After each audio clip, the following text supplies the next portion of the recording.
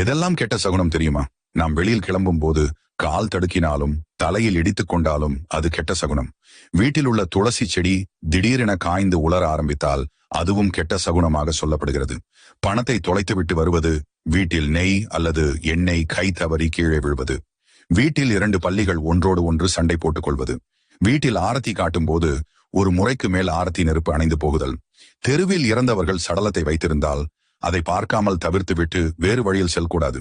இதுவும் கெட்ட சகுனமாக கருதப்படுகிறது. தங்கம் மகாலட்சுமி தேவியின் அம்சமாக பார்க்கப்படுகிறது. தங்க நகை தொலைந்தால் அது கெட்ட சகுனம். இதெல்லாம் நடந்தால் உங்கள் எதிர்மறையான விஷயம். எதெல்லாம் கெட்ட சகுனம் தெரியுமா? நாம் வெளியில் கிளம்பும் போது கால் தடுக்கினாலும் தலையில் இடித்துக் கொண்டாலும் அது கெட்ட சகுனம். வீட்டில் உள்ள துளசி செடி திடீரென காய்ந்து உலர ஆரம்பித்தால் அதுவும் கெட்ட சகுனமாக சொல்லப்படுகிறது.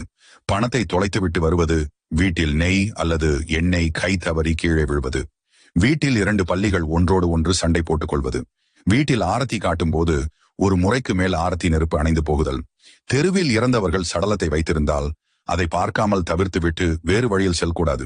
இதுவும் கெட்ட சகுனமாக கருதப்படுகிறது. தங்கம் மகாலட்சுமி தேவியின் அம்சமாக பார்க்கப்படுகிறது.